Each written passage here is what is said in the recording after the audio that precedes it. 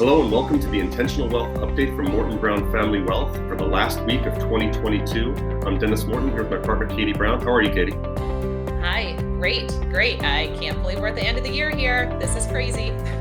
Yeah, and since nothing's really happened this year, this should be really pretty short video today. So there's been a ton to talk about this year, but we're going to focus today on a very timely year-end conversation, which is charitable giving, philanthropy, and just the philanthropic mindset or framework that can help you to address just those tangible impact, feelings that we want to have in our giving, to see the impact that we have, but also how it can impact a family and their long-term philosophy around charitable giving. So, Katie, tell me a little bit about how your philosophy has evolved over the last so many years when it comes to philanthropy and charitable giving. I think the way that my husband and I and our family give has definitely evolved over the past decade or 2 decades, couple of decades here. It used to be early on, we would become aware of something. Maybe there was an ask from somebody or something caught our attention, and we kind of turned to each other and said, okay, can we support that? Can we give to that? Okay. And yes, we can, or this is the extent that we can, and let's do it. As we've grown in our relationships and relationships beyond our family, the organizations around us, as our children have grown, we're a lot more intentional, I think, with our giving now. We want to make sure that there's a good balance between, call it tangible giving and monetary giving, time, treasure, um, and talents, making sure that we're hitting all of those areas, and that it's fulfilling for us as a family as well. So balancing that out, I think has really been a big part of our evolution. Yeah, I think it's a good point, because we've talked about this framework of that there's the awareness of the people around you. We call it the walking around money. And to be clear today, we're not talking about tax deductions. There's ways that you can do that can make things tax efficient and can fit into your financial plan. This is having a meaningful impact using your financial resources. And sometimes it's literally having $20 in your pocket that you can give to somebody in need. One of our, I guess the best example from our family's experience is right around the holidays, we will pick a particular night. This time is probably gonna be next week sometime, and we will buy gift cards to the grocery store. And we have 4 kids, and my wife and I will take them to the grocery store and say, I want you to walk around, and as you're so moved, give the gift card with a little note to someone, and just walk away. And the kids we've done this probably 5-6 years now. Kids really look forward to that. It's one of their favorite nights of the year. And it's that feeling of being able to have an immediate impact on somebody, not knowing anything else. But I think it's an important, connection to it, which is different from, writing a check or running a big sale or something like that. It's just there's a different layer to that. And it's been really meaningful for our family, and really sparks some great conversation. There's nothing better than getting into the car after doing that and giving out those gift cards and saying, okay, just maybe lighten someone's load tonight. I love that. Like you said, just that awareness of, are there people in need around us? Mm-hmm. So then kind of next level is the annual giving, kind of what you talked about. There are causes that we support, whether it's through your church or your human services organization.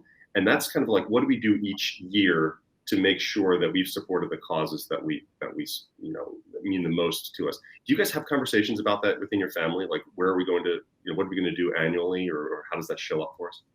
We do. We actually, I know we're going to probably touch on this a little bit from the business perspective, but we have a family donor advised fund as well. And so we do talk about, within the family, what do we want to support this year? There are certain organizations that we do support consistently, and it's not always end of the year. A lot of our annual giving happens throughout the year, and we want to make sure to reflect on that when we get to the end of the year. But I think a lot of the annual giving is the awareness of the organizations doing good work and making sure that our giving throughout the year matches up with their needs throughout the year as well. And so the conversation evolves throughout the year, but it really does, I think, help to kind of flush out those different pieces of giving, whether it's the immediate need, the ongoing support, or some legacy intent as well. And you touched on the donor advised fund. Can you talk about what that is and how that functions in your personal financial plan, if you don't mind? Sure, sure. So, a donor advised fund is a really great charitable tool. I'm not going to get into all the nuances, but I welcome any questions. And we're always happy to talk with people about how it could fit into their personal financial planning and charitable giving strategies. But a donor advised fund is a fund that you can gift into, and then as the donor, you advise on how that money is then later used. And it's something that you can make a large gift in one year, and then you could sprinkle out contributions over several years, or you could build it up into a much larger fund to make a more impactful or legacy gift as well. It's a great charitable tool. It's also a great tax efficient way of giving too, because you receive a tax deduction when you gift into it. And then you have flexibility on how that money comes out and on the other side. I think it's also nice that you get some support on the grant making process. Whether you go through, in our case, we go through the Lehigh Valley Community Foundation, or you go through Schwab Charitable. You can vet certain charities to make sure that you have the numbers on them. They're 501c3. There's other ways to get a framework on, all right, is this going to something that is worthy of my support? And I just like the idea that you're not out there in the woods trying to figure things out. I agree. And I like too that you can come up with a family philosophy around giving that may not be charitably specific. It may not be organization specific. And so I love the resources at the Lehigh Valley Community Foundation where you can go forward and say, okay, I want to make sure that I'm supporting, you know, reading education, or I want to make sure that I'm supporting street medicine in some fashion, or whatever the case may be. And they can help bring some different organizations to the forefront for you to decide where that best match is for the impact that you're trying to make or your family is trying to make. And that kind of brings us to that highest level. So we have walking around money, we have annual giving, and then we have this idea of legacy philanthropy and having a philanthropic philosophy within your family. This is a conversation that we've had with each of our spouses, we've had with our families about just what are the things that we want to support in the long term. The annual giving has actually helped us to inform that. We've been involved in different art organizations over time, and we've kind of niched down to say, all right, these are the things that we really want to be fully supportive of long term. And that could take the form of a bequest, that remainder interest in our estate, or whatever we want to leave behind. It could be part of our donor advised fund. We have a donor advised fund at Morton Brown. That's part of our team philosophy too. But it's just these long term visions that start to build from walking around, become more informed with annual giving, and then it becomes something that can really unify and be just a great impactful motivator for the financial life of the family.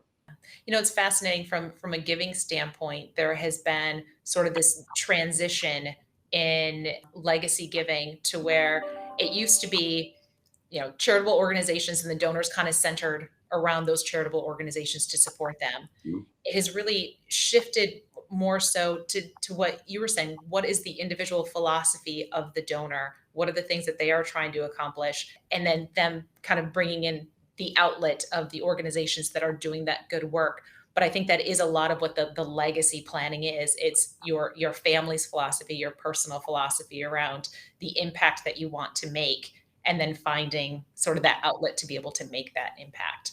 So I just think that's an interesting transformation that's kind of occurring in the philanthropic landscape.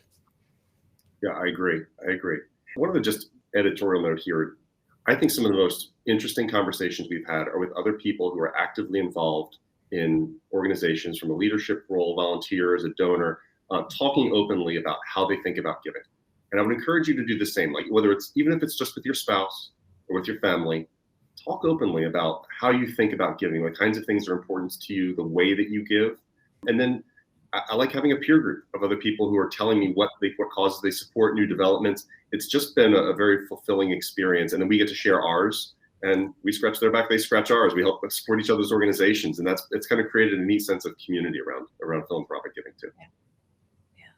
And if these are conversations that anyone would like to have in more depth to even talk about different types of strategies, so many times we're used to giving cash, but there may be other means, other ways of giving that might fit better into your personal plan. So we always welcome those conversations, and we look forward to having with more and more people. Absolutely. All right, Katie, let's close with thinking of gifts given. Yeah. Personally, what's your favorite gift that you've ever given?